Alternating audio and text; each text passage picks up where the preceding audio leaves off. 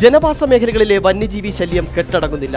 ഇരട്ടയാർ നാഗുതൊട്ടിക്ക് സമീപം വന്യജീവി സാന്നിധ്യം. കൂട്ടിൽ കെട്ടിയിരുന്ന 4 ആടുകളെ കൊന്നു ഭക്ഷിച്ചു.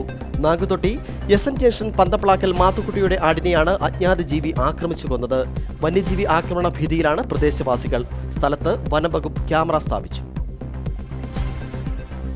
ഇരട്ടയാർ വാഴവര മേഖലകളിൽ വീണ്ടും ഭീതി വിതച്ച് വന്യജീവികളുടെ ആക്രമണം. ഇരട്ടയാർ നാഗുതൊട്ടിക്ക് സമീപം 4ഓളം ആടുകളെയാണ് കൊന്നു ഭക്ഷിച്ചത്. കൂട്ടിൽ കിടന്നിരുന്ന ആടിനെ കൊന്നു ഭക്ഷിച്ച നിലയിൽ കണ്ടെത്തി. ഇന്നലെ രാത്രിയിലാണ് പന്തപ്ലാക്കൽ മാത്തുക്കുട്ടിയുടെ ആട്ടിൻകുട്ടിയെ വന്യജീവി ആക്രമിച്ചു കൊന്നത്. രാവിലെ ആടിനെ കറക്കുവാനായി എത്തിയപ്പോഴാണ് മാത്തുക്കുട്ടി സംഭവം അറിയുന്നത്.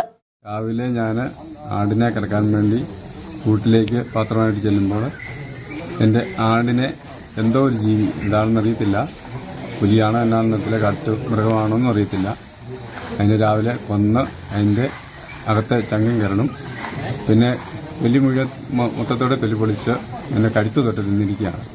എന്താണെന്ന് അറിയത്തില്ല.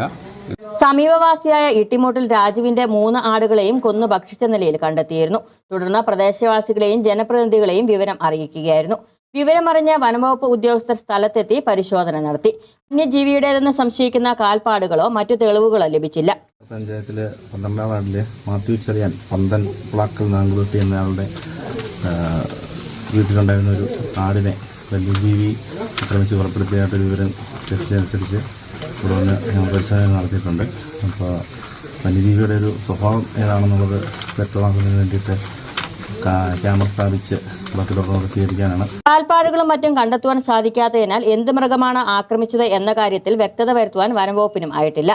സമീപത്തെ കൃഷിയിടങ്ങളിൽ അടക്കം വനംവകുപ്പ് ഉദ്യോഗസ്ഥർ പരിശോധനകൾ നടത്തിയെങ്കിലും കാൽപ്പാടുകൾ കണ്ടെത്തുവാൻ സാധിക്കാത്തതിനെ തുടർന്ന് വനംവകുപ്പ് പ്രദേശത്ത് നിരീക്ഷണ ക്യാമറ സ്ഥാപിച്ചു. അതേസമയം പ്രദേശത്ത് തെരുവ് നായ്ക്കളുടെ ശല്യം രൂക്ഷമാണെന്നും പ്രദേശവാസികൾ പറയുന്നു.